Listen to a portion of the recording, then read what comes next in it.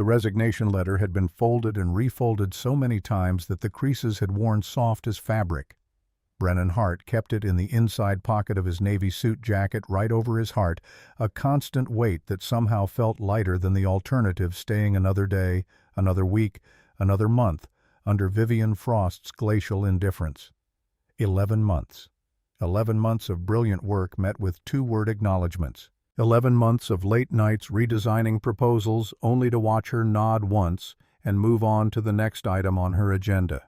11 months of feeling like a function rather than a person, a tool she wielded with precision but never once thanked for existing. The Meridian Hotel project had been his magnum opus. 8 months of work compressed into every detail, the way light would pool in the lobby at golden hour, the curve of the staircase that made guests feel like they were ascending into art rather than just moving between floors. The client had called it transformative. The architectural press had used words like visionary and breathtaking. Vivienne had looked at him across the conference table, her ice-blue eyes revealing nothing, and said exactly what she always said when he exceeded every possible expectation. "Good work, Hart." 2 words. Then she had gathered her materials, and left the room while the client was still shaking Brennan's hand. That was Wednesday. By Thursday morning, Brennan had written the letter. By Thursday afternoon, it was in his jacket pocket. By Thursday evening, he had decided tomorrow. Tomorrow he would walk into her office, place the letter on her desk, and be done with it. The girls deserved better. They deserved a father who came home before bedtime more than twice a week. They deserved someone who didn't stare into space during breakfast, mentally redesigning elevations, while his daughters asked him what color crayon the sky should be. They deserved the version of him that had existed before Natalie died, or at least something close to it. 3 years. 3 years since the phone call that had split his life into before and after. 3 years since he had stood in a hospital corridor holding 3 terrified 6-year-old hands, trying to explain that Mommy wasn't coming home. 3 years of learning to braid hair and navigate ballet recitals and understand that sometimes when one of them said she wasn't hungry, what she really meant was she missed her mother so much that food felt like an insult to grief. Margaret, his mother, had moved from Boston to help. She was the reason he could work at all, the reason the girls had stability, the reason there were still homemade cookies and bedtime stories and someone who remembered to buy the specific brand of strawberry yogurt that Quinn would eat. But Margaret was 63 and her knees hurt, and she deserved to go back to her book club and her garden and her own life. She had given him 3 years. That was enough, more than enough. So tomorrow Brennan would resign. He would find something else, something smaller, something with reasonable hours, something where he could be home for dinner and homework and all the small moments that built a childhood. Vivienne Frost could find another architect to ignore.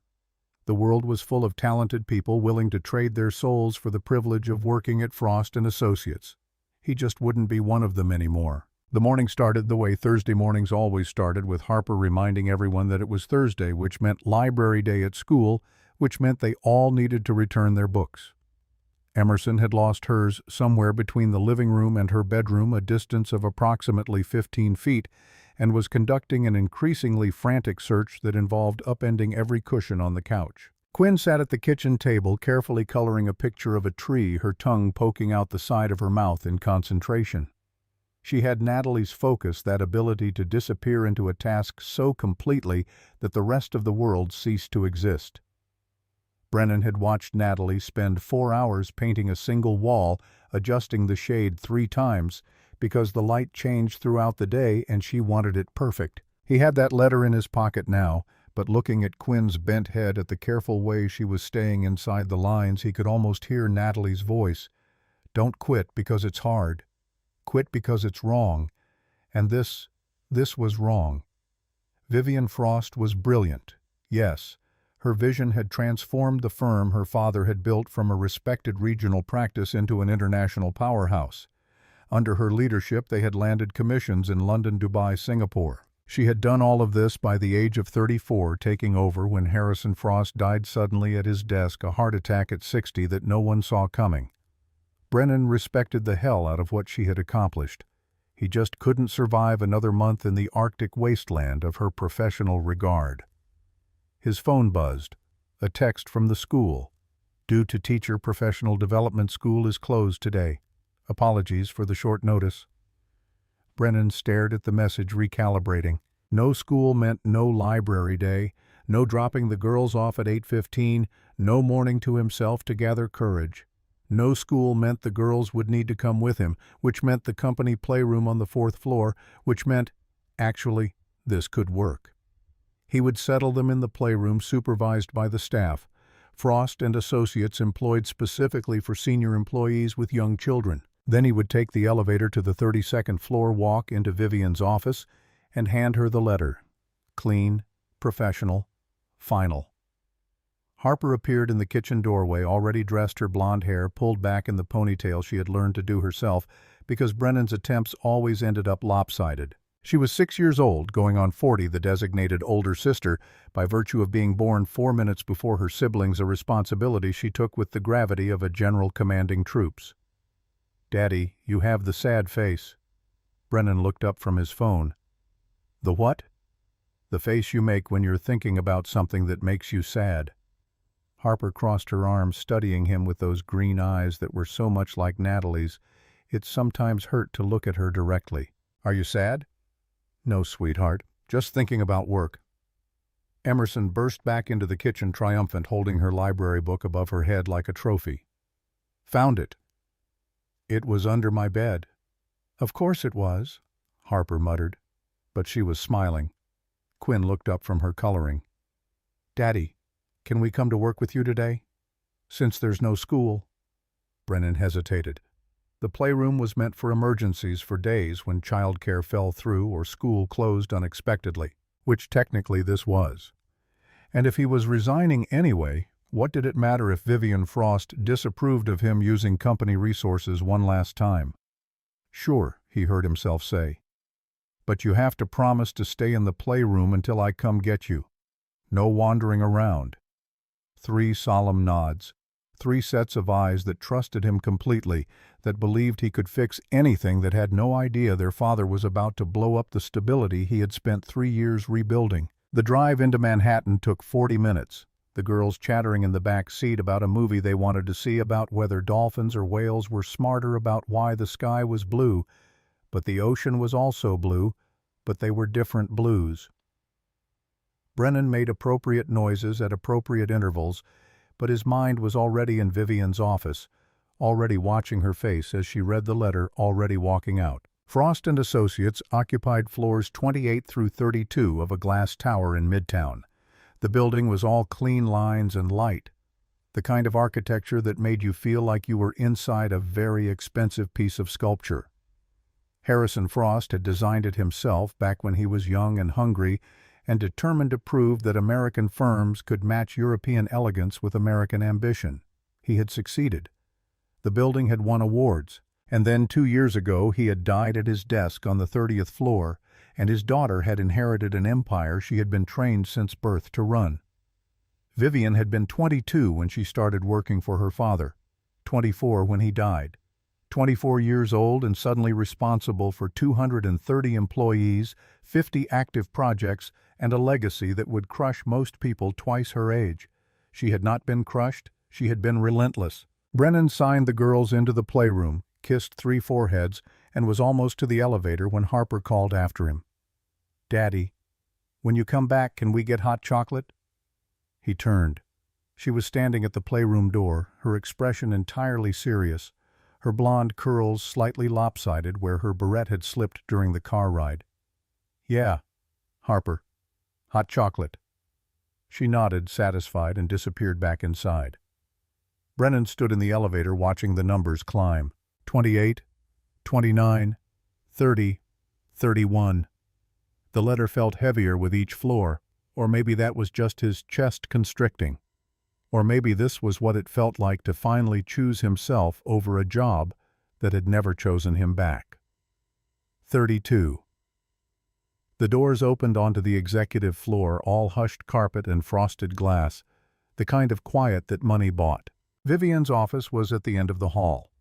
double doors that were usually closed because Vivienne Frost did not believe in open-door policies or casual check-ins or any of the other things that made employees feel like human beings rather than line items in a budget.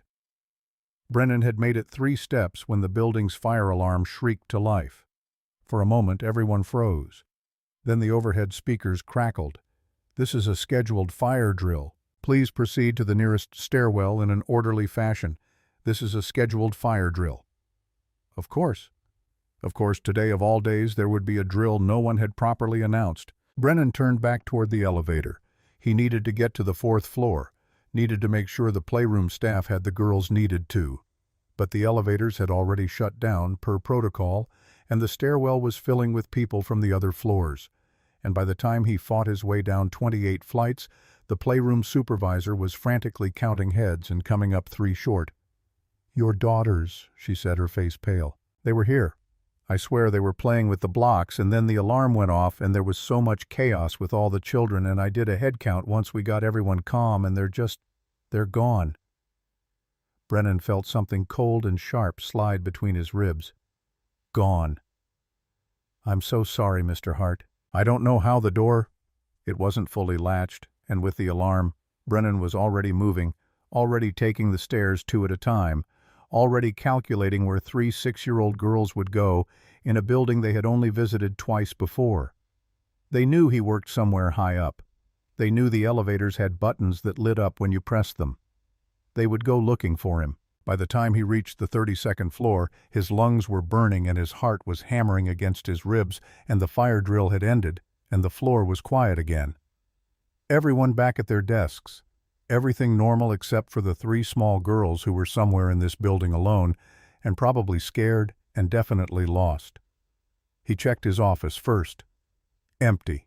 Then the conference rooms, the break room, the archive room that Harper had been fascinated by during their last visit because it had rolling shelves that moved when you turned a handle. Nothing. The double doors at the end of the hall were slightly open. Vivienne's office. Vivienne, who would absolutely fire him for losing track of his children in her building, who would add it to the long list of reasons Brennan Hart was a disappointment, who would— He heard it then. Not the girls. Something else. Someone was crying. Not loudly. Not the kind of crying that announced itself, demanded attention, insisted on being witnessed. This was the kind of crying that happened when someone thought they were alone, when all the walls were finally down, when the cost of holding everything together had finally exceeded the ability to hold. Brennan pushed the door open.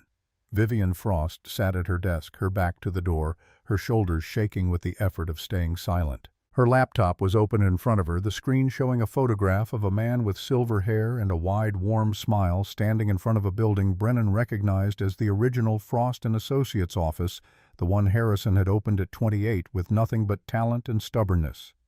And around Vivienne's desk, like small blonde sentinels, stood 3 little girls in identical pink dresses. Harper had her hand on Vivienne's arm. Emerson was standing close enough that their shoulders almost touched. Quinn was at the window, but her eyes were on Vivienne, and her expression was one Brennan had seen before, the look she got when she found a hurt bird or a lost toy or anything that needed protecting. Vivienne spun around at the sound of the door. Her face was blotchy, her eyes red-rimmed, her perfect composure shattered into something raw and human and utterly defenseless. She looked at Brennan, then at the girls, then back at Brennan, and for the first time in 11 months he saw her actually see him. Not as Hart, not as the architect who did good work, but as a person who had just walked in on the most private moment of her life. "I'm sorry," Brennan started, every word feeling inadequate. "I have no idea how the fire drill, they were supposed to be downstairs. I'll take them right now. It's fine." Vivienne's voice was different from any voice he had heard her use in 11 months. Quieter. Less armored. She cleared her throat, straightened in her chair, and Brennan watched her try to reassemble the professional mask that had slipped. The girls didn't move. Harper was still touching Vivienne's arm, and Quinn had turned from the window, and Emerson was studying Vivienne with the kind of frank curiosity that 6-year-olds deployed without self-consciousness. "Your eyes are red," Emerson observed.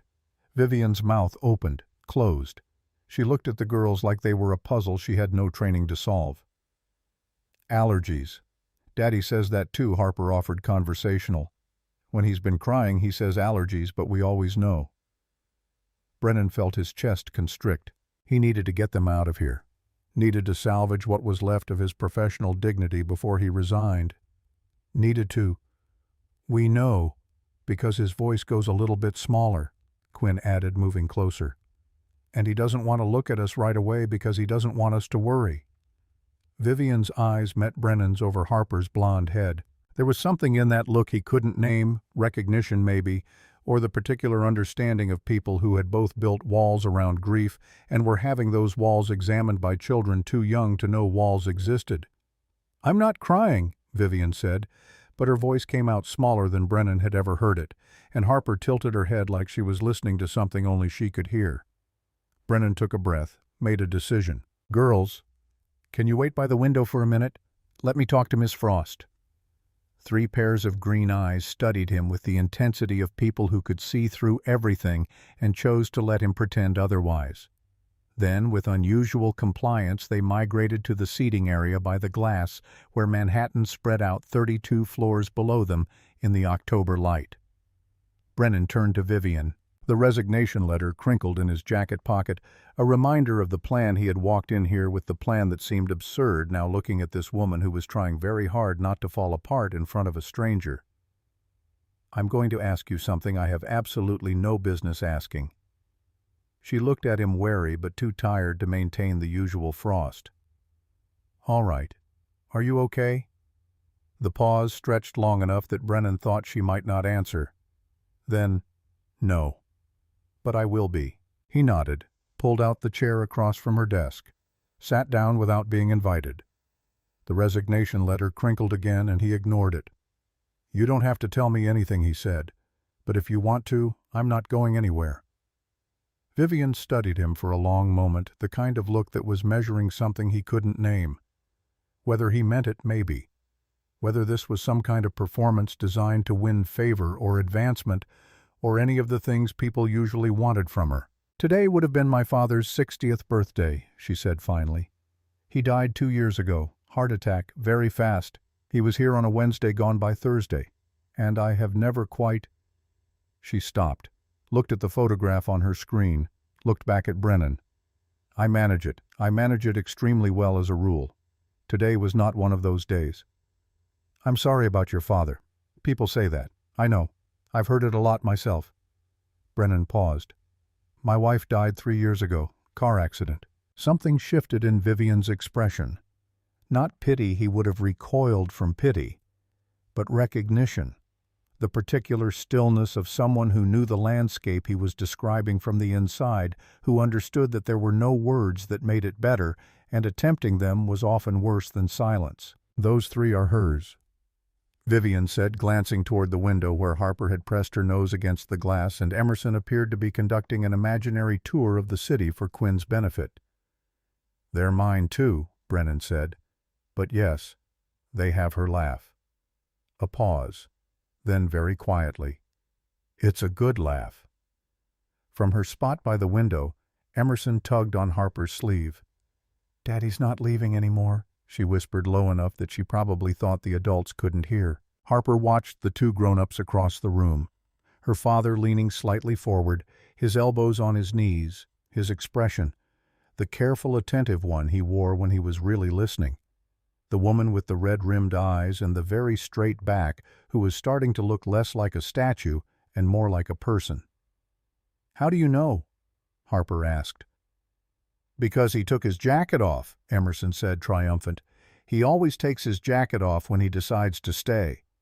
Harper looked. The jacket was indeed draped over the back of the chair, the resignation letter still in the pocket, undelivered, forgotten. She turned back to the window, satisfied. Brennan did not resign that day.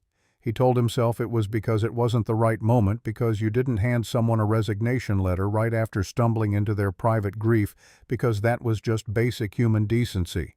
But sitting in that chair watching Vivienne Frost try to reassemble herself after being seen in a way she clearly never allowed, he realized something. For 11 months he had been angry at her for not seeing him, for treating him like a function rather than a person. And for 11 months he had made the exact same mistake. He had seen the Ice Queen, the CEO, Harrison Frost's daughter, the woman who ran one of the most prestigious firms on the East Coast before she turned 25. He had never once considered that maybe she was also just someone who missed her father, someone who carried grief the way he carried his quietly, carefully in spaces between breaths where no one else could see. He took the girls for hot chocolate afterward as promised. Harper had 2 marshmallows and ate them separately before drinking anything. Emerson stirred hers methodically until it was completely cold, then complained it was cold with such genuine affront that Brennan had to hide his smile behind his own cup. Quinn drank the whole thing in 4 long swallows and then looked alarmed at her own efficiency, as though her body had betrayed her by being too competent at consuming sugar. These were very normal things, 6-year-old things. The kind of small chaos that built a life that made days feel full even when everything else was hollow. That night, after he had put them to bed and read 2 chapters of a story about a lighthouse keeper and a very stubborn seagull, Brennan sat at his kitchen table with the resignation letter in front of him. He unfolded it, read the 2 sentences, folded it again, put it in the kitchen drawer. The next morning, Vivienne Frost did something she had never done in 11 months of working together. She walked past his office, paused, and said, "Good morning, Hart." Not to the room the way she sometimes did when she was in an unusually communicative mood. To him, specifically. Looking directly at him, her ice-blue eyes holding his for just a moment before she continued down the hall. Brennan sat very still for a full minute after she disappeared. Then he got up, closed his office door, and started working on the revision of the Clarendon project that had been on his desk for a week. Things were not different after that. Not dramatically. Not all at once. But there were shifts. Small ones. The kind you only noticed if you were paying attention. She started sending him direct feedback on his work instead of routing it through the department head. Not praise exactly. Vivienne Frost did not traffic in praise, but specific notes that showed she had actually looked at what he was doing, had considered it, had opinions that went beyond good work. She asked his opinion in a project meeting about the downtown plaza renovation, a commission they had been pursuing for months. Actually asked with her pen poised over her notebook and waited for his answer, and wrote something down when he finished speaking. When he stayed late one Thursday to finish a materials presentation for a client meeting the next morning, she appeared in his office at 8:30 with a cup of coffee from the machine down the hall. Didn't say anything, just set it on his desk and left. Brennan stared at that coffee for a long time before drinking it, trying to decode what it meant that Vivienne Frost had noticed he was working late, had remembered how he took his coffee black 1 sugar, and had brought it to him without comment. 6 weeks after the morning in her office, Vivienne asked to meet with him about the Clarendon project. Friday afternoon, end of day, the building thinning out as people escaped into their weekends. Brennan brought his notes and his laptop and expected 45 minutes of clinical feedback about elevations and material choices and budget considerations. What he got was 2 hours of collaborative work that felt more like partnership than performance review. They redesigned the atrium lighting from scratch, arguing 3 competing concepts with a specificity that would have bored anyone else to tears. When they realized it was past 8 and neither of them had eaten, Vivienne ordered sandwiches from the deli on the corner without asking what he wanted, just ordered what she was having, and handed him half when it arrived. Somewhere in those 2 hours they crossed a line that didn't have a clean professional label.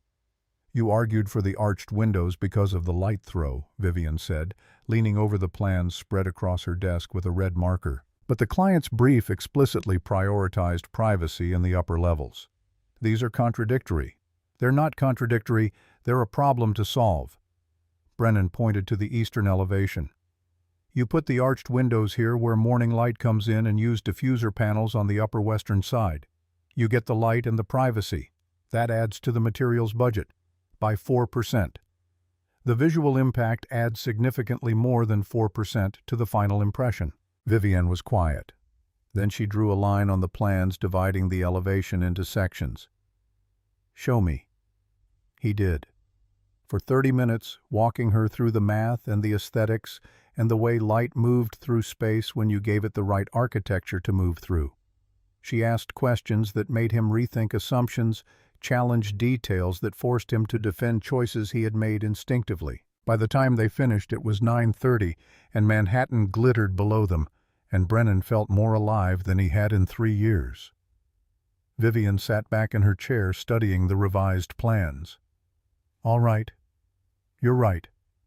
The concession was delivered in a tone that suggested this was not something she made lightly, that being wrong was a state she tolerated poorly, that admitting someone else had a better solution was a kind of vulnerability she rarely showed. "I know," Brennan said, and there was no arrogance in it, just the simple acknowledgement of someone who had done the work and knew it was good.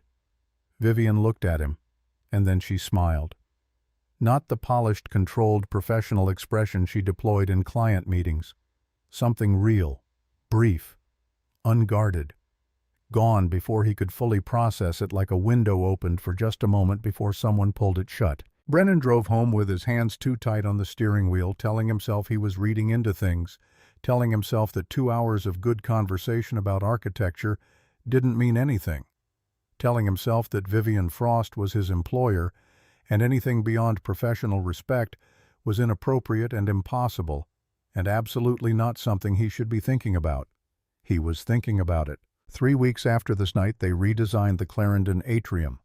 Brennan found himself in the supply room on the 14th floor looking for specification binders that someone had misfiled when Vivienne walked in carrying paint samples. Neither of them said anything for 3 full minutes. She sorted through color chips. He located the binders he needed. The silence stretched between them like something physical, something that demanded acknowledgement but received none. Then Brennan heard himself say, "I'd like to take you to dinner." Vivienne set down the paint sample she was holding. Her expression revealed nothing, but something in her posture changed, a kind of stillness that wasn't calm, but rather the absolute focus of someone calculating variables in real time. Not work-related. Actual dinner. She was quiet long enough that Brennan started running through the various ways he had just destroyed his career. Then she said his first name for the first time in 11 months, and then some Brennan. He felt that word rearrange something in his chest, the shift from Hart to Brennan, a crossing of territory he hadn't realized was forbidden until she let him in. "I know it's complicated. You're my employer, and I have 3 daughters, and there are approximately 15 reasons this is a difficult conversation. I'm still asking." The pause extended until Brennan could hear his own heartbeat in his ears, could count the seconds by the pulse in his throat. "Then Friday. There's a restaurant on Merchant Street. I'll make the reservation." He nodded, not trusting his voice. Vivienne picked up the paint sample again, her composure sliding back into place like armor she had temporarily removed and was now buckling tight again. "Brennan." He stopped at the door. "Yeah, don't be late. I find lateness inconsiderate. I've worked for you for 15 months. Have I ever been late?" Something crossed her face, that almost smile he had seen exactly twice now, the one that suggested there was a version of Vivienne Frost the world didn't get to see, a version that existed in the spaces between her perfect control. "No, you haven't." The days between Tuesday and Friday moved with the strange elastic quality of time that mattered too much.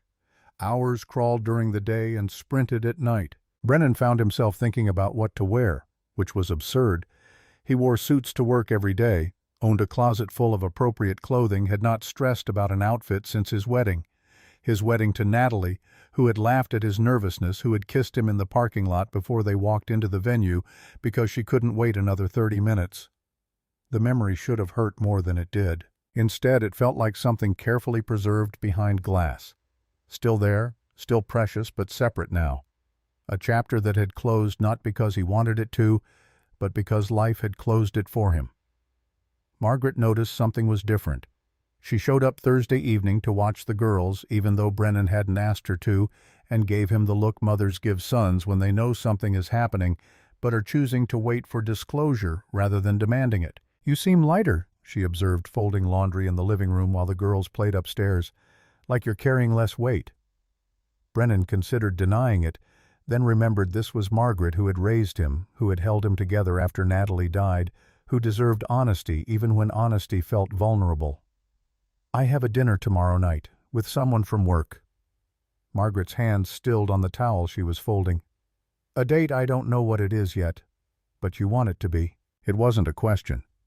Margaret had always been able to read him better than he could read himself, some parental intuition that rendered lying pointless. Yeah, I do. His mother smiled, soft and sad and hopeful all at once. Then you should find out. Friday arrived with the weight of something consequential. Brennan made it through the workday by compartmentalizing ruthlessly designs here, structural calculations there, the awareness that he would be having dinner with Vivienne Frost tucked into a mental box he refused to open until the clock hit 5. The restaurant she had chosen was small and expensive in the way Manhattan restaurants telegraphed exclusivity through understatement. No sign outside, just an address. Interior lighting that suggested candlelight without being precious about it. Tables spaced far enough apart that conversations stayed private. Vivienne was already there when Brennan arrived at 7, seated at a corner table wearing something dark and simple that probably cost more than his monthly rent. She looked up as he approached, and for just a moment Brennan saw nervousness flicker across her face before she smoothed it away. "You're on time." He sat down across from her, glad his hands had something to do with the napkin, the menu, the water glass. "Told you I would be." They ordered. Wine appeared. The restaurant's ambient noise provided cover for the first few minutes of careful small talk, the weather, the Clarendon project, a new commission the firm was pursuing in Boston. Safe topics, professional territory. Then the food came and Vivienne said, "Tell me about your wife." Brennan felt his breath catch, but not painfully. More like surprise that she had asked, that she wanted to know that this dinner was going to be the kind where they said true things instead of polite things. Her name was Natalie. We met in college. She was studying art. I was in architecture. We both spent too much time in the design lab. She was funny and bright and made terrible coffee but refused to admit it. She loved the girls more than I knew it was possible to love anything. He paused, took a drink of water. And then she was driving home from the grocery store on a Tuesday, and someone ran a red light, and that was it. 3 years ago next month. Vivienne's eyes held his across the table, steady and present. "I'm sorry. Everyone says that. I used to hate hearing it. Now I understand it's just what people offer when there aren't better words." "There aren't better words," Vivienne agreed. "My father died at his desk. Heart attack, sudden, no warning. I was 24. The board wanted to bring in outside leadership. Someone older, more experienced, someone who wasn't Harrison Frost's daughter still learning how the firm worked. What did you do? I learned faster than they thought possible. Worked 18-hour days for 6 months. Won 3 major commissions they said we had no chance of landing. Proved I wasn't my father, but I could honor what he built." "And your mother," Vivienne's expression shifted, something closing off. "She left when I was 9. My father loved his work more than he knew how to love people. My mother decided she deserved better.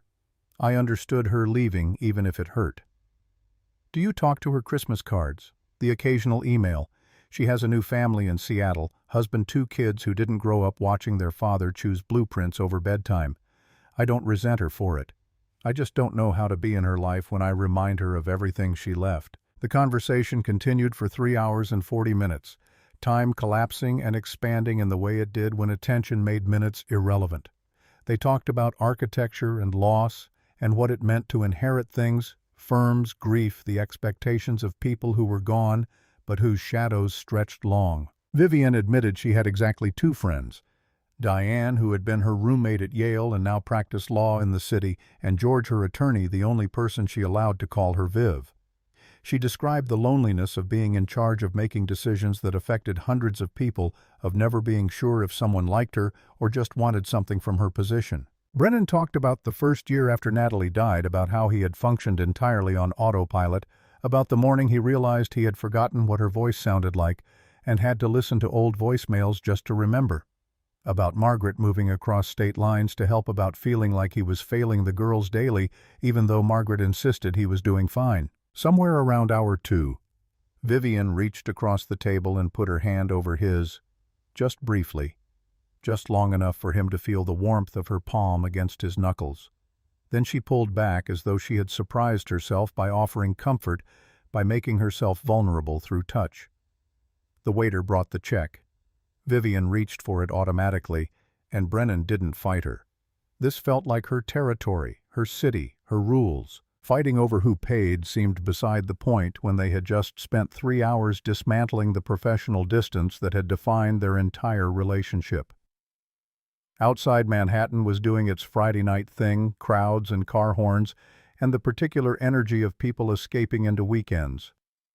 They walked together toward where Brennan had parked, neither of them in a hurry to end the evening even though it was clearly ending. "Can I ask you something difficult?"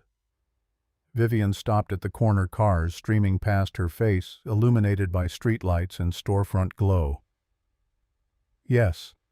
Do you think some people are just not meant to be loved?" Brennan took a breath. Understanding this was a real question, not rhetorical, not fishing for reassurance, but genuinely asking whether she had some fundamental deficiency that made her unlovable. "Tell me what you mean." Vivienne looked past him at the traffic at the city that never required eye contact. "My mother left. My father stayed, but he loved his work more than he knew how to love me. I understood that, understood it very well. But I've spent a very long time believing there was something in me, some quality or deficiency, that made it easier for people to admire my work than to actually—" She stopped. Started again. "Stay." Brennan waited until she looked at him. "No. I don't think some people aren't meant to be loved. I think some people learned that love is uncertain, and they got so good at building something, certain, a firm, a reputation, a way of being in the world that they confused the fortress for the person inside it." Vivienne's throat worked. "I think you've been loved. I think your father loved you the only way he knew how. I think your sister loves you very much. I think 3 6-year-old girls pushed open a door 2 months ago and sat down next to you without asking permission because they took one look at you and decided you were worth their time."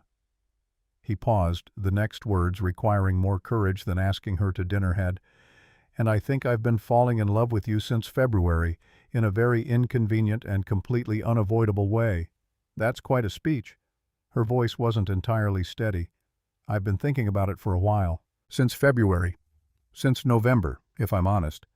February was just when I stopped arguing with myself about it." Vivienne set down the invisible barrier she had been holding, let her hands fall to her sides. "I'm not easy. I work too much and I have a difficult time asking for help, and I still don't entirely know how to be in a room with people who are emotional without wanting to hand them a tissue and a solution." Emerson is going to test that theory repeatedly. Something that was almost a laugh moved through Vivienne.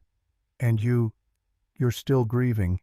There will be days when you—" "Yes, there will be. And I'll let you have October 23rd every year, whatever you need that day. That's not a problem, that's just being people." Vivienne was still for a long time, long enough that the light changed twice and people flowed around them on the sidewalk. Then okay, I'm not easy, but I'm trying. And I'm not going anywhere. Brennan reached across the small distance between them and took her hand. She let him. Didn't pull away, didn't qualify, didn't reach for the armor she had worn so long she sometimes forgot it was armor. Neither am I. The thing about New York in November was that it gave you just enough warning before winter arrived in earnest.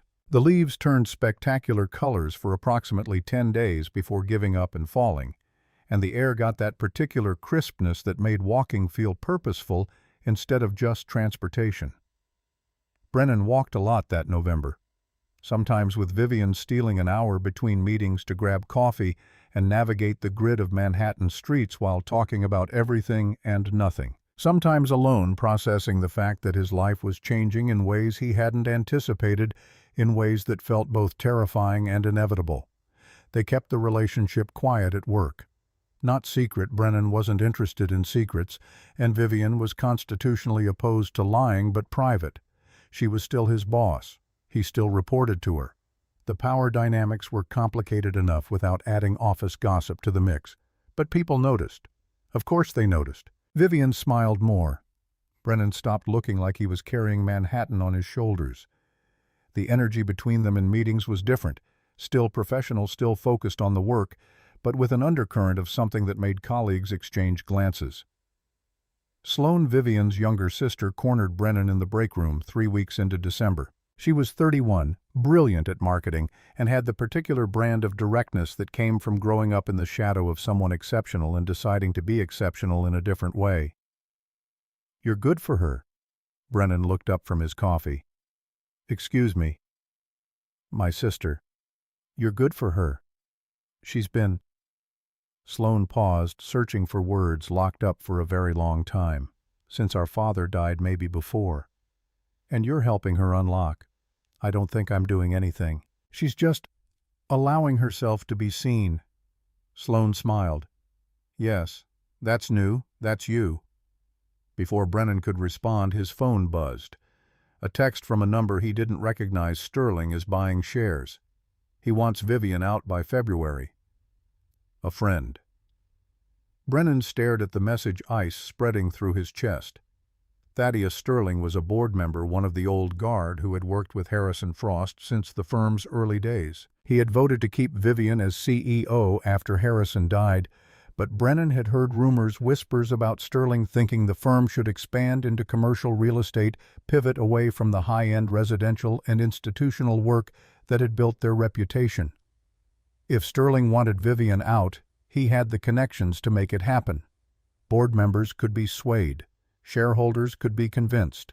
A hostile takeover didn't need to be dramatic or public, it just needed to be thorough. Brennan deleted the text without responding. Then he went looking for answers. He found them 2 days later accidentally when he stayed late to finish material specifications for a client presentation. Sloane and Diane were in the conference room, voices low but urgent, and Brennan heard his name before he registered that he probably shouldn't be listening. "Does Brennan know?" That was Diane's voice, tight with concern. "About Sterling, no. And Vivienne won't tell him she doesn't want him involved." Sloane sounded frustrated. "She thinks she has to handle this alone, the way she handles everything alone. Sterling's been buying shares from small investors for 2 months. If he gets to 30%, he can call a vote of no confidence, force her out, replace her with someone who'll turn this firm into exactly the kind of corporate machine our father hated. What about Callum Reed? He's always had a thing for Vivienne, hasn't he? Could he help?" Sloane laughed bitter. "Callum would help himself to Vivienne in the process. He's been waiting for an opening for 5 years. Brennan backed away from the conference room, his mind racing. Sterling was actively trying to destroy Vivienne's position. And she knew. She knew and hadn't told him, was carrying this alone the way she carried everything alone. He thought about that dinner, about her asking if some people weren't meant to be loved. Thought about how she had spent 24 years watching people leave or love work more than her. Thought about the fact that she had finally let him in, and now her entire professional life was under attack. The next morning, Brennan found Vivienne in her office before dawn. She looked surprised to see him, then wary, as though she knew he had discovered something. "Why didn't you tell me about Sterling?" Her expression closed off. "It's not your concern. Like hell it isn't. You're under attack and you didn't think I should know." "This is business, Brennan. My business. I don't need you fighting my battles. I'm not offering to fight them. I'm offering to stand with you while you fight them yourself." Vivienne stood, moved to the window, her back to him. "Sterling wants to reshape the firm into something my father would have despised. He thinks I'm too young, too focused on design, not ruthless enough for the commercial market he wants to pursue. Are you going to let him?" She turned, and there was fire in her eyes now. The Ice Queen replaced by something molten. "I've spent 2 years proving I belong in this position. I'm not giving it up without a fight. Then let me help. Not as your employee, as your partner." Vivienne studied him for a long moment, calculating risk and trust in that way she had, weighing whether letting him in would make her stronger or just give her another person to protect. Finally, "We have 10 weeks. Sterling is calling for a board vote in early February. I need to win 3 major new commissions before then, projects big enough that the board can't justify removing me when I'm bringing in record revenue. What do you need? Your designs, your vision, and probably about 100 sleepless nights. Good thing I'm used to those. They worked like people possessed by purpose. 18-hour days became normal. Coffee consumption reached levels that probably violated multiple health recommendations. Brennan's office filled with sketches and models and material samples, while Vivienne's calendar became a war room of client meetings and presentations. Margaret took the girls more often. She didn't complain, just showed up with dinner and understanding, and the kind of grace that made Brennan wonder what he had done to deserve a mother this good. The girls noticed, of course. Harper asked why Daddy was working so late so often. Emerson wanted to know if Miss Frost was in trouble. Quinn just watched with those green eyes that saw too much and held her arms out for hugs more frequently, as though she understood her father needed anchoring. Vivienne met them properly on a Saturday morning in mid-December when she appeared at Brennan's door with pastry bags from the bakery 3 blocks away. She looked nervous, which was so uncharacteristic that Brennan almost laughed. "I brought pastries. I can see that." From somewhere in the house came the thunder of 3 6-year-olds who had heard a familiar voice. "It's the crying lady," Emerson announced, appearing in the doorway with the enthusiasm of someone greeting a celebrity. Vivienne's expression flickered. "The one from Daddy's office," Harper clarified, materializing beside her sister. "We found her when she was sad. I know who I am." Something in Vivienne's voice was careful and warm, at the same time a combination Brennan hadn't heard her manage before. Quinn appeared, last looked at Vivienne, looked at the pastry bags, made rapid calculations. "You can come in. We like pastries." It was not simple after that. There were mornings the girls announced their dislike of change at volume. Evenings when Vivienne stood in Brennan's kitchen holding a spatula with the expression of someone uncertain whether they belonged in this scene. Hard conversations about fear and need and willingness to try even when trying felt impossible. But there was also this Harper teaching Vivienne to braid hair with extraordinary patience, demonstrating on one of her dolls because Vivienne's first attempt looked like the doll had fought a small war and lost.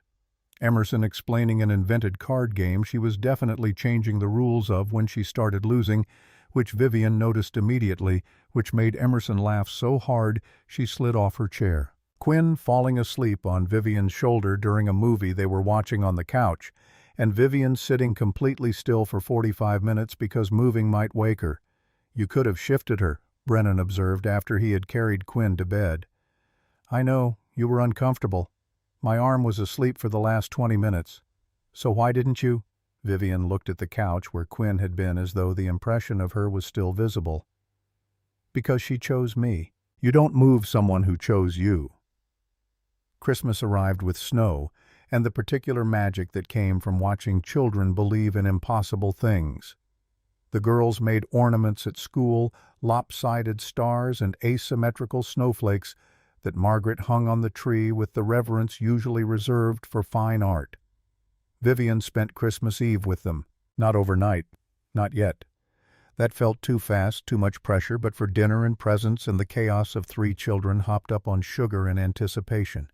She brought gifts that were thoughtful in a way that suggested she had paid attention, art supplies for Harper, who liked drawing floor plans of imaginary houses, a microscope for Emerson, who collected interesting rocks, a telescope for Quinn, who asked questions about stars that Brennan had no training to answer. "You didn't have to do this," Brennan said when the girls were upstairs examining their new acquisitions. "I wanted to." Vivienne was wrapping discarded ribbons around her fingers, not quite meeting his eyes. "They're important to you, which makes them important to me. They're going to get attached." "I know. Are you okay with that?" She looked at him then, direct and unflinching. "I think I'm more afraid of what it means that I want them to be attached. That I want to be someone they can count on." "You already are." The work didn't stop for holidays. Between Christmas and New Year's, they landed the first major commission, a museum renovation in Philadelphia, prestigious enough to make the architecture press, lucrative enough to pad the firm's bottom line significantly. "One down," Vivienne said when the contract was signed. 2 to go. They pursued the second commission with the kind of focused intensity that made time irrelevant.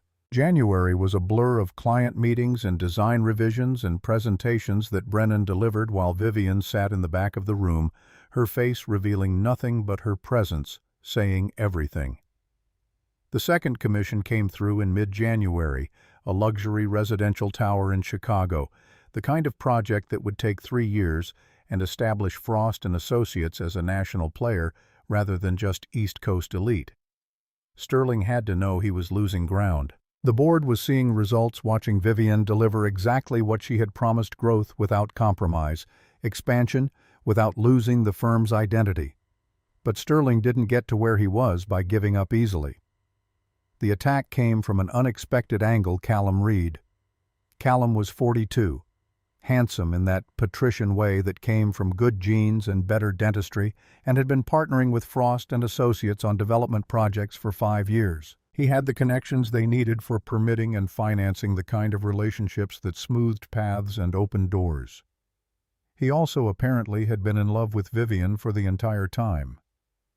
Brennan learned this when Callum requested a meeting with Vivienne in late January, and she came out of her office 30 minutes later looking like someone had hit her. What happened? She walked past Brennan's office, stopped, came back, closed the door. Callum knows about us, about you and me. How does it matter? He knows. And he made me an offer. Vivienne's voice was flat, carefully controlled. He'll help me defeat Sterling. He has 15% of shares through various investments plus connections on the board. But I have to end things with you. Brennan felt something cold settle in his stomach. And if you don't, he'll back Sterling. Tell the board I'm compromised by an inappropriate relationship with a subordinate. Paint it as unprofessional conduct. That's extortion. That's leverage. Vivienne met his eyes. He also proposed marriage, strategic partnership. After things settle down, we can renegotiate. His words. You're not actually considering. I don't know what I'm considering. Vivienne's composure cracked. I have 48 hours to decide whether to save my father's firm or choose you. Don't ask me to pretend that's an easy choice. I'm not asking you to choose. I'm asking you to let me help you find another way. There isn't another way, Brennan. Sterling has the votes if Callum backs him. The board will remove me, install someone who'll gut everything my father built. Unless I give Callum what he wants. And what about what you want? Vivienne looked at him like he had asked a question in a language she didn't speak. When have I ever gotten to want things? She left. Brennan sat in his office staring at designs that suddenly felt pointless, thinking about how love was supposed to make things better, but sometimes it just gave you more to lose. That night he told the girls about Vivienne over dinner. Not the details 6-year-olds didn't need to know about corporate warfare, but the broad strokes. Miss Frost and I have been spending time together, as more than friends. Like dating? Harper asked, practical as always. Yes, like dating. Are you going to marry her? Quinn wanted to know. I don't know yet. Maybe, if she wants that too. Emerson studied him with the particular intensity she deployed when information mattered. Does she make you happy? Yes. She really does. Does she make you the kind of happy where you don't look sad when you think we're not watching? The question landed like a physical thing. Where did you learn to see so much? We always saw Daddy. Harper's voice was gentle. We just didn't know what to do about it before. So we found you the crying lady. Brennan felt his throat close. You were right. You were completely right. The next morning Vivienne came to his office before anyone else arrived. She looked like she hadn't slept, which probably meant she hadn't. I can't do it. I can't marry Callum, can't pretend, can't trade you for the firm. Her voice was steady, but her hands were shaking.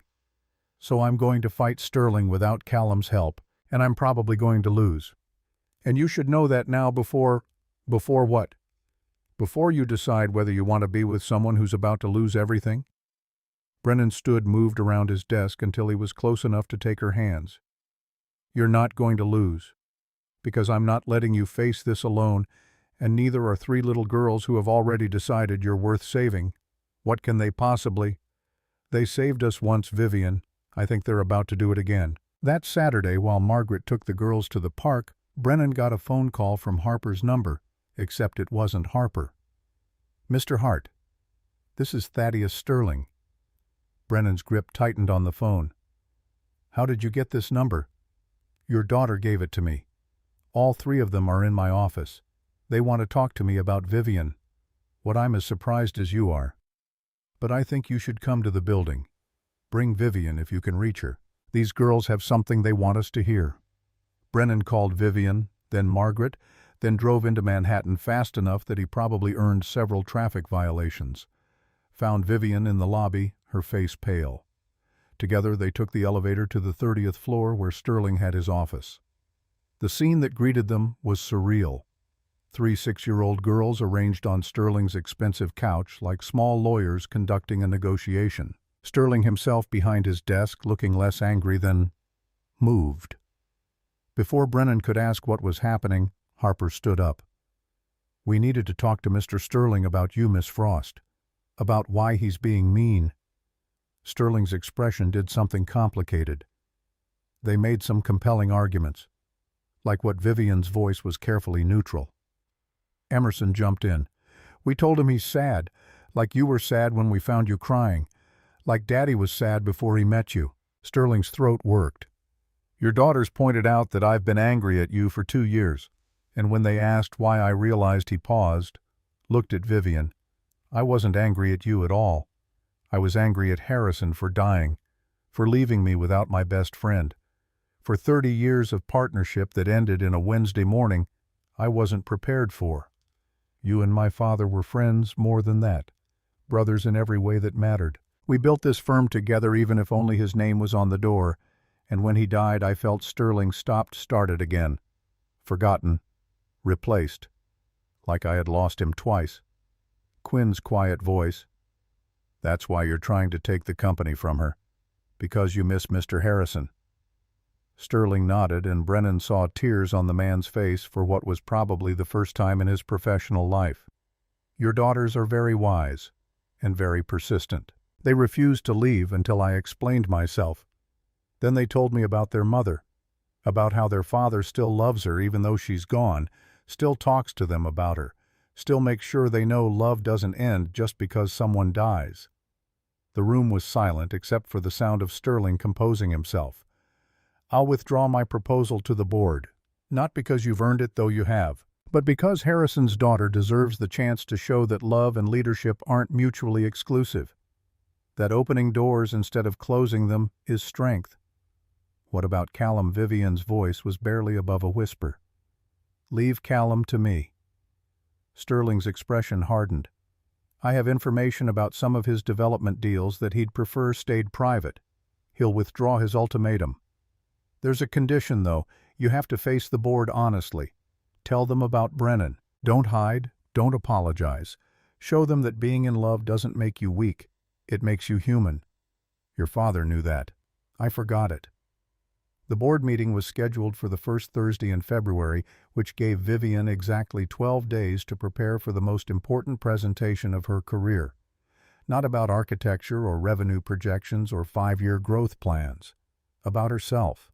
About the choice to let someone in. About whether loving a man who worked for her made her less capable of running the firm her father had built. Brennan watched her rehearse the night before, pacing his living room while the girls slept upstairs. She had written notes, discarded them. Written new ones, discarded those too. Every version sounded too defensive or too casual or too much like an apology for being human. "Stop trying to convince them you're not weak." Her voice cracked on the last word. "Just tell them who you are." Vivienne stopped pacing. "And who am I? Someone who spent 2 years proving she belonged, who turned grief into excellence, who finally let 3 little girls teach her that walls aren't protection, they're prison. That's your line, not mine. Then make it yours." She sat down on the couch, exhausted. What if they vote me out anyway? What if Sterling's withdrawal isn't enough? Then we'll figure out what comes next. Together. You keep saying that. Together. Like it's simple. It is simple. Brennan moved to sit beside her. "It's just not easy." The morning of the meeting arrived with the kind of cold that made Manhattan feel hostile. Brennan wore his best suit, the charcoal one Natalie had picked out for their anniversary dinner 5 years ago. He touched the cuff, a small private ritual, then headed to the office. The boardroom was on the 31st floor, all glass and polished wood, and the kind of furniture that cost more than most people's cars. 12 board members sat around the table, faces ranging from curious to hostile to carefully neutral. Sterling sat at the far end, his expression unreadable. Callum Reed was conspicuously absent. Sterling had made good on his promise. Whatever leverage he held had been sufficient to make Callum withdraw not just his ultimatum, but his presence entirely. Vivienne entered precisely at 9, wearing navy instead of her usual black, her hair pulled back, her face composed. She looked like someone about to walk into battle, which Brennan supposed she was. "Thank you all for being here." Her voice carried across the room without strain. "You've received the quarterly reports. Revenue is up 32% year over year. We've secured 3 major commissions in the past 10 weeks. Our reputation continues to attract the kind of clients who value design excellence over cost-cutting." One of the board members, a woman named Patricia, who had been skeptical of Vivienne from the start, leaned forward. "We're not here to discuss numbers, Ms. Frost. We're here because concerns have been raised about your professional conduct." Vivienne didn't flinch. "I'm aware. That's why I asked for this meeting, to address those concerns directly rather than letting speculation substitute for truth." She took a breath, and Brennan could see her gathering courage the way other people gathered physical strength. "I'm in a relationship with Brennan Hart, one of our senior architects. It began 4 months ago outside of work and has been conducted with complete transparency regarding professional boundaries. Mr. Hart reports to the head of residential design, not directly to me. Our relationship has not compromised project assignments, budget decisions, or personnel matters." Patricia's expression remained skeptical. "But it does create an appearance of impropriety. A CEO romantically involved with an employee is human." Vivienne cut in her voice, steady but gaining force. "For 2 years I ran this firm the way I thought my father would have wanted. Perfectly. Relentlessly. Without personal complications. I thought that made me strong. I was wrong." She paused, looked around the table at faces that held her future. "My father used to say that architecture is about people, not buildings, that the spaces we design are only as good as the lives they enable. I forgot that. I forgot that the same principle applies to leadership. A firm is only as good as the people who build it, and people are only as good as what they're allowed to be whole, complicated human." 3 months ago, I was found crying in my office by 3 6-year-old girls. They didn't see a CEO having an unprofessional moment. They saw a person in pain and they responded with compassion. Their father. Vivienne's eyes found Brennan in his seat near the back, taught me that opening doors instead of building walls isn't weakness. It's the only way to actually live. The room was completely silent. Sterling was watching Vivienne with an expression that looked almost like pride. "If you believe that my being in love makes me less capable of leading this firm, then I respectfully disagree. If you believe I should prioritize this company over my personal life the way my father did, I can't do that. I won't do that, because I've seen what that costs and it's too high." She straightened her hands flat on the table. "I'm asking you to let me continue leading Frost & Associates, not despite my relationship with Brennan Hart, but with the understanding that I'm a better leader because I've finally learned what my father tried to teach me all along. We design spaces for people to be fully alive in. I should be allowed the same." Patricia was the first to speak. "That was either the bravest thing I've heard in this boardroom or the most naive." Sterling's voice cut through. It was both.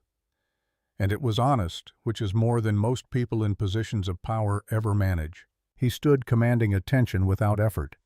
"I've known Vivienne since she was born, watched her grow up in Harrison's shadow, watched her try to become him after he died.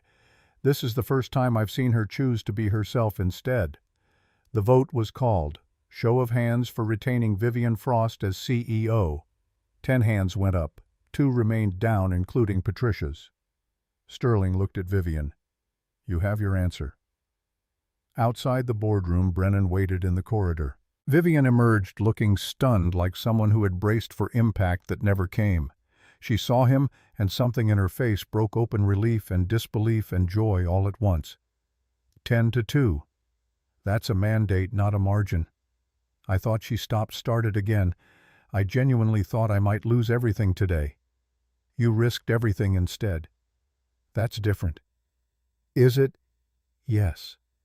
Because one is passive and one is choosing, and you finally chose yourself. Vivienne's eyes were bright.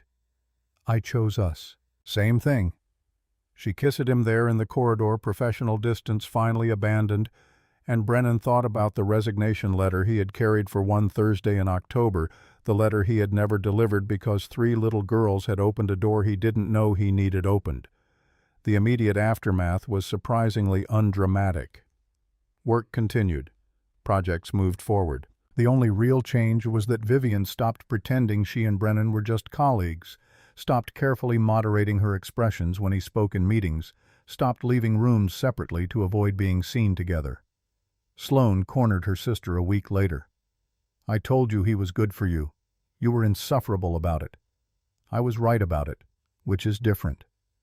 Vivienne smiled, and it was the kind of smile that came from deep contentment rather than social obligation.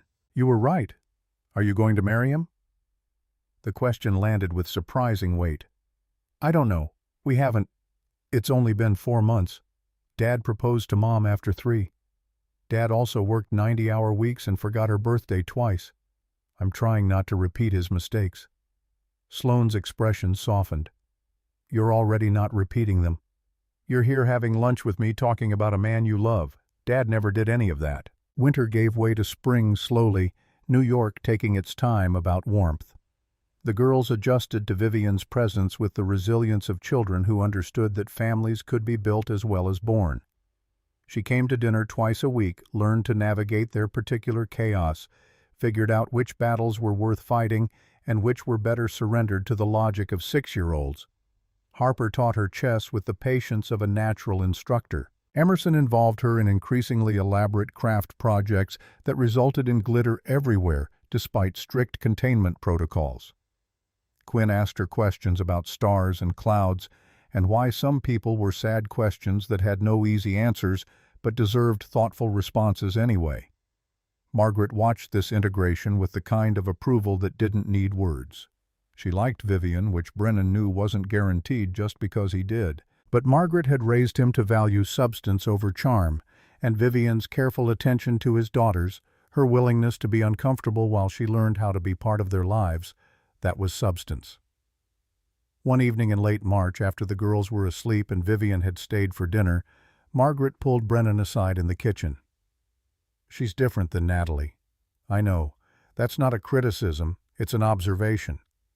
Natalie was sunshine. Vivienne is... Margaret paused, searching steel that's learning to bend. Is that a good thing? It's a real thing. And real is what you need.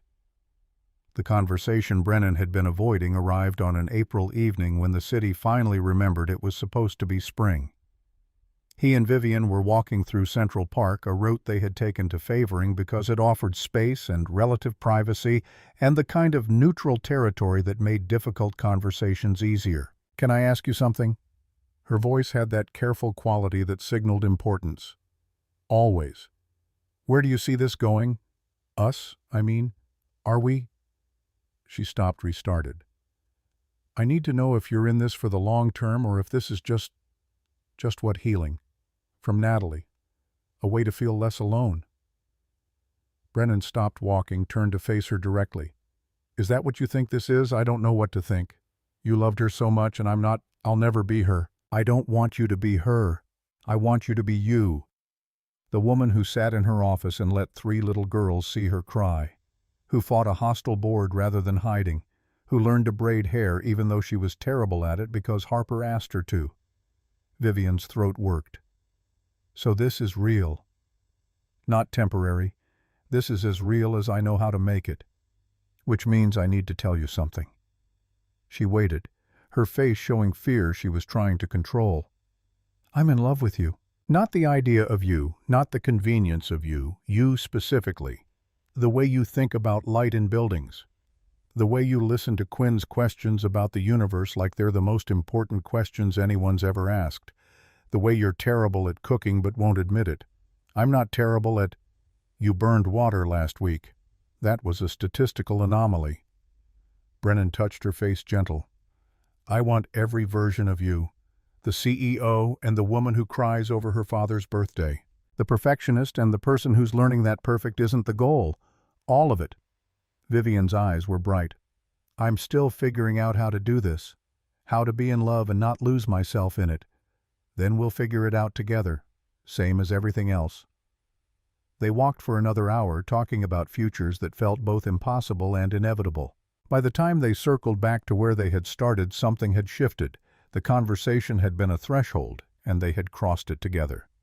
The proposal happened on October 23rd, exactly 1 year after 3 little girls had pushed open a door and found Vivienne crying.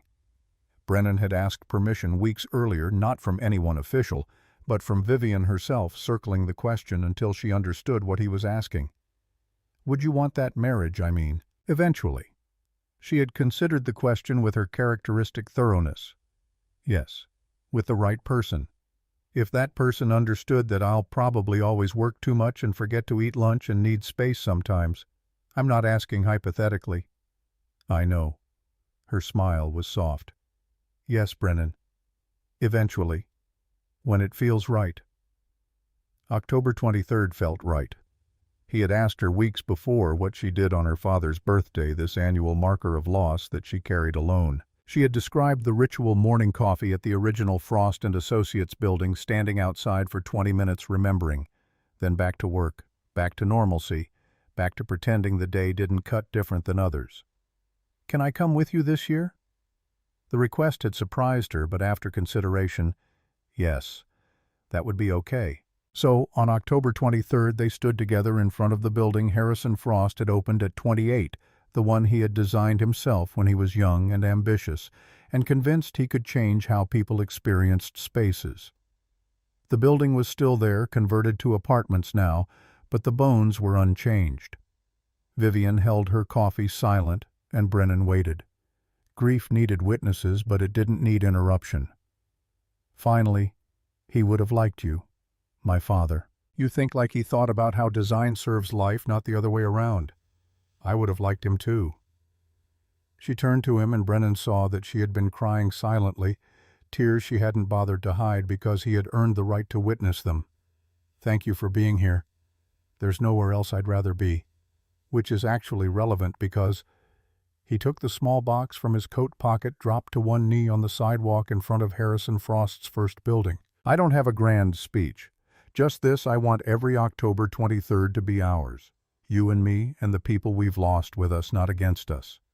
I want to build a life where grief and joy can coexist, where you're allowed to be every version of yourself, where 3 little girls have a mother who chose them as much as they chose her." He opened the box. The ring was simple platinum band with a single emerald, Vivienne's birthstone, because diamonds felt too expected, and she had never been someone who wanted expected things. "Vivienne Frost. Will you marry all 4 of us, in the fullest, most chaotic sense?" "The girls know, don't they?" Her voice was thick. "You told them, 2 weeks ago.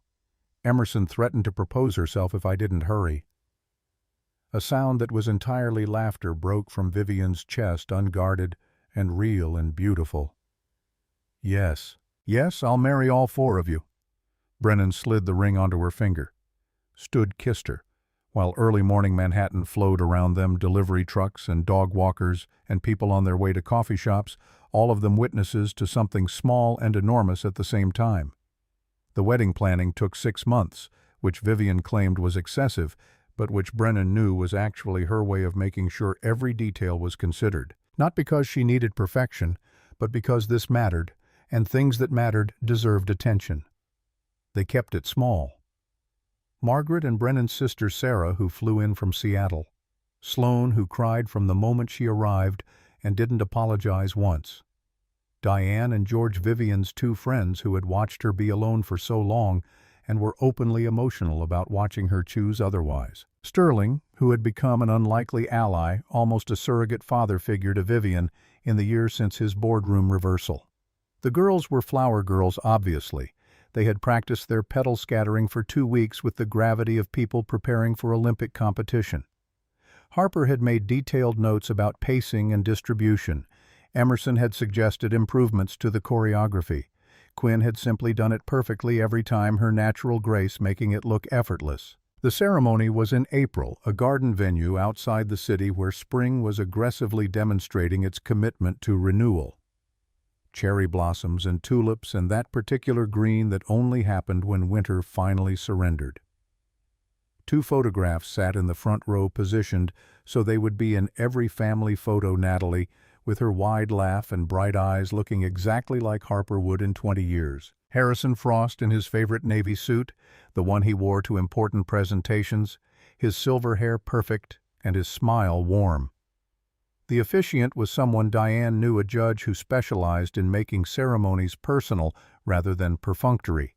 She invited Brennan to speak first. He had written vows, revised them 6 times, finally accepted that no words would be adequate. But he tried anyway. I thought my story ended 3 years ago. Everything after felt like epilogue, necessary, functional, but not really living. Then 3 girls I loved decided I was wrong. They found you crying behind a closed door and refused to accept that some people should grieve alone. His voice steadied. You were so brave for so long, so competent, so certain that strength meant independence.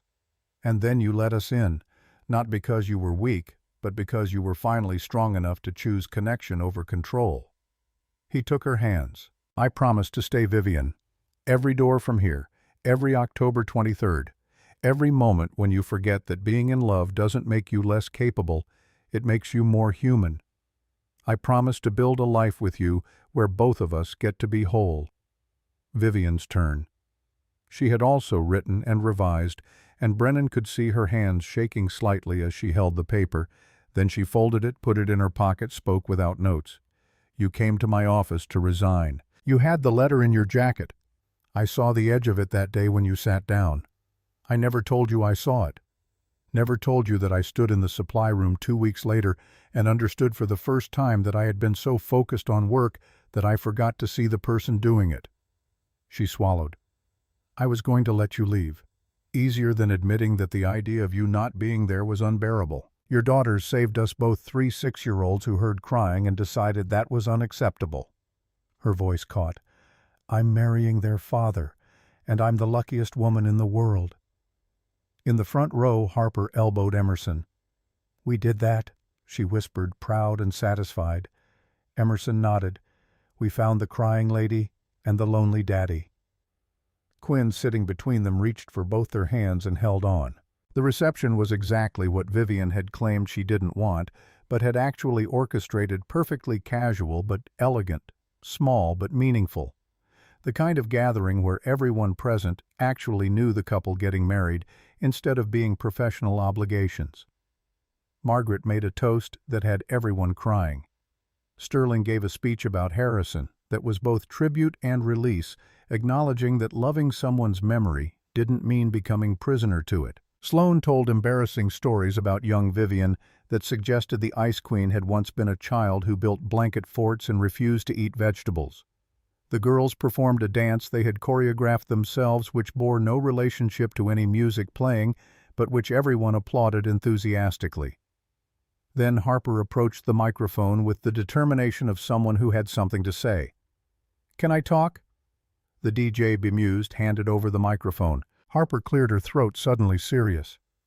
When our mom died, Daddy was very sad, for a long time, and then we found Miss Vivienne, Mrs. Hart, now crying in her office.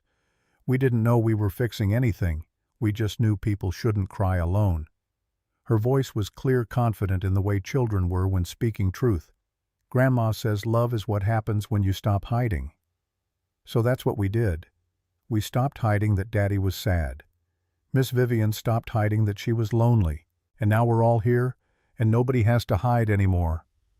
The applause was genuine, warm, and when Harper returned to her seat, Vivienne was openly crying again, but this time from joy rather than grief. The honeymoon was brief, a long weekend in Maine, rather than anything exotic, because leaving the girls for longer felt impossible, and bringing them felt like defeating the purpose. They found a small inn near the coast, spent 3 days walking beaches and eating lobster, and talking about everything and nothing. One evening, watching the sunset over the Atlantic, Vivienne said, I never thought I'd have this. What specifically? All of it. Someone who knows everything about me and stays anyway. Children who chose me before I earned it. A life that feels like living instead of just functioning. Brennan pulled her closer. You did earn it. Just not the way you thought you had to. They returned to New York and normal life, if normal could apply to blending a family, running a firm, and navigating all the small catastrophes that came with both. Vivienne moved into Brennan's house because hers was beautiful, but empty, designed for one person who wanted to feel nothing. The adjustment was imperfect. She forgot to check the school calendar and double-booked herself for parent-teacher conferences. She left important documents in the bathroom because she was reading them while the girls monopolized the living room. She worked late more often than Brennan preferred and felt guilty about it in ways that made her defensive. But she also showed up to ballet recitals and science fairs and the small Tuesday evening moments that built childhood. She learned to cook 3 dishes competently, which she rotated with shameless predictability. She created a ritual of individual time with each girl, chess with Harper, rock collecting with Emerson, stargazing with Quinn, so they each had something just theirs. Margaret watched this with satisfaction.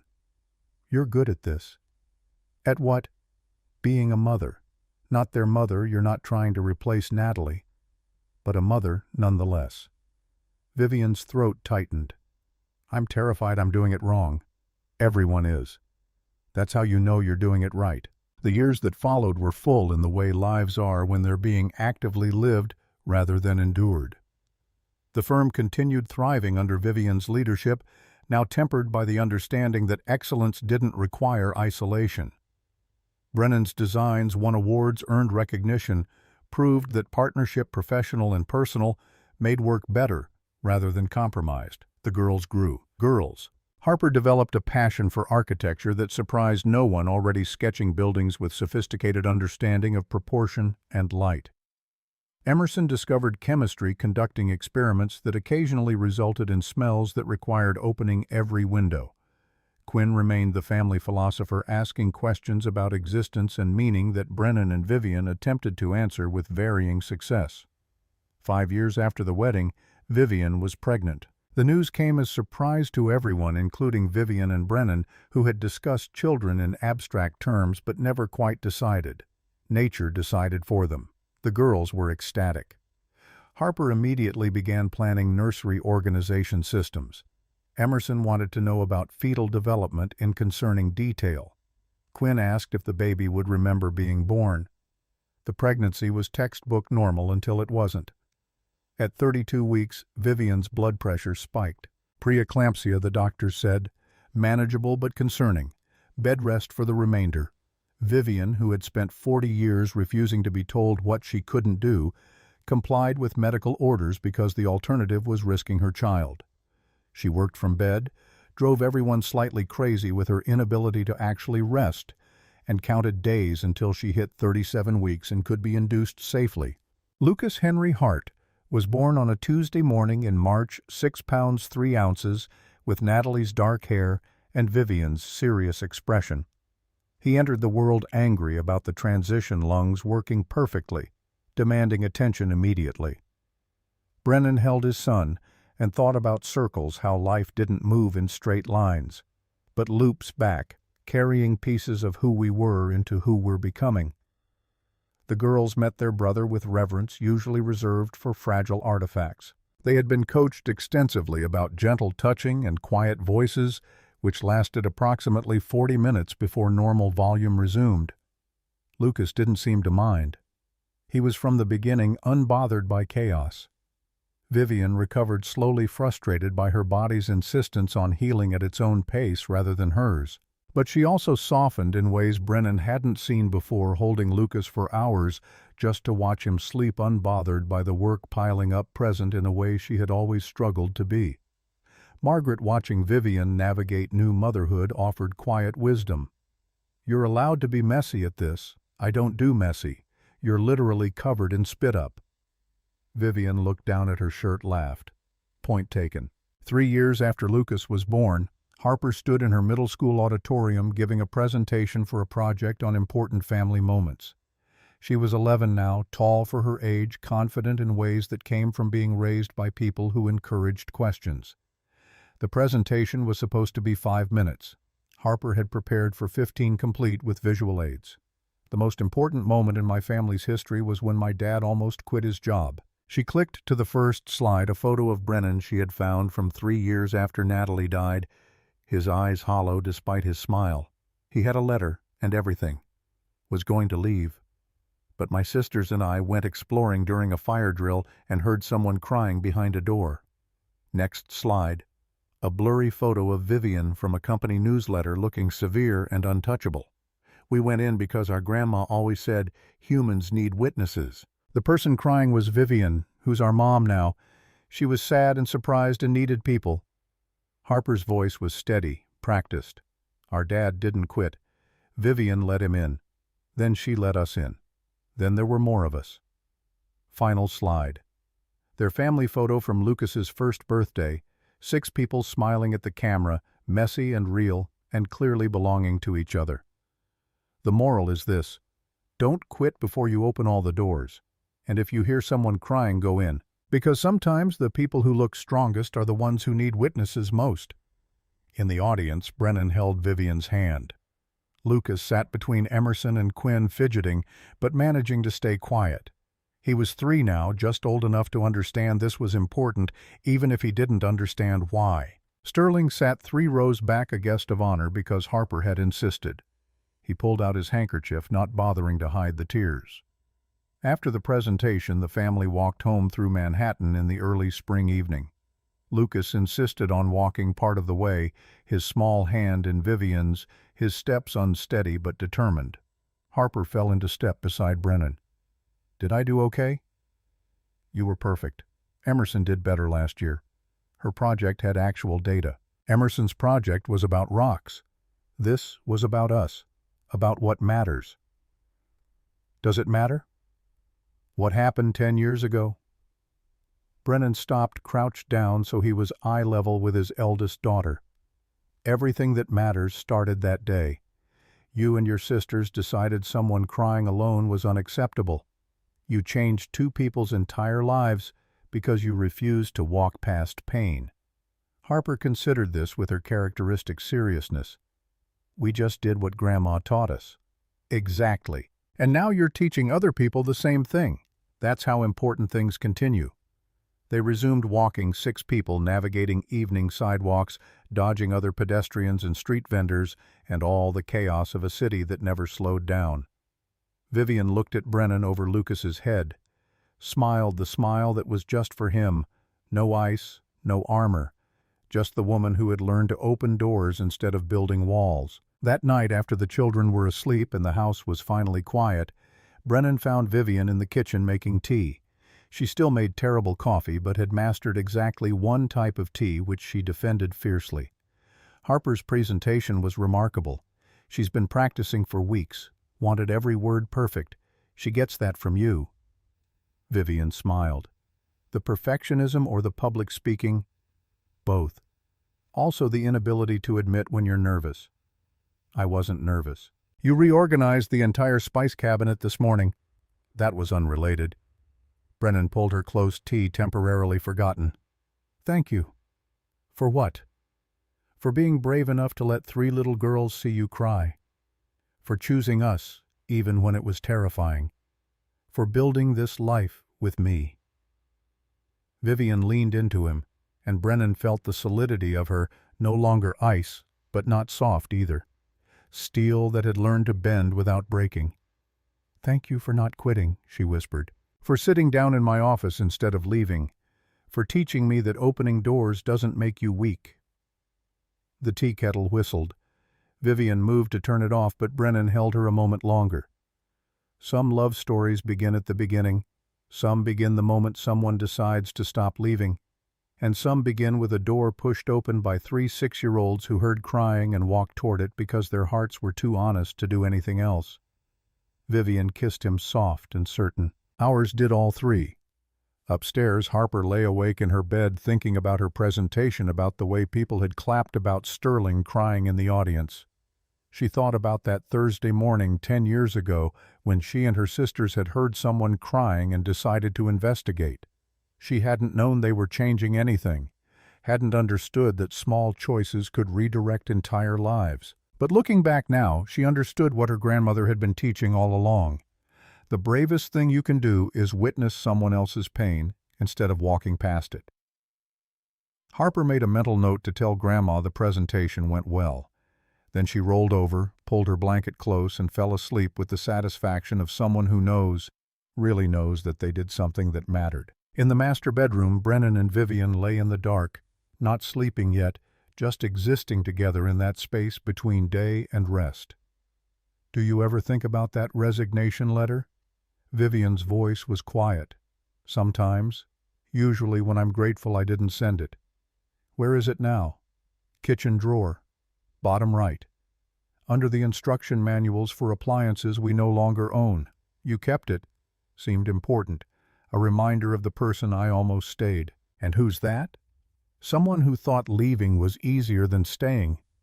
Someone who hadn't met 3 little girls who refused to accept that some people cry alone." Vivienne was silent. "Then I kept my first business card from when I became CEO, from when I thought being perfect was the same as being enough. Are you glad you were wrong every single day?" They fell asleep like that together, witnessed choosing each other again the way they had chosen each other every day since 3 little girls opened a door that should have stayed closed, and proved that sometimes the best things in life happen when children decide adults need saving.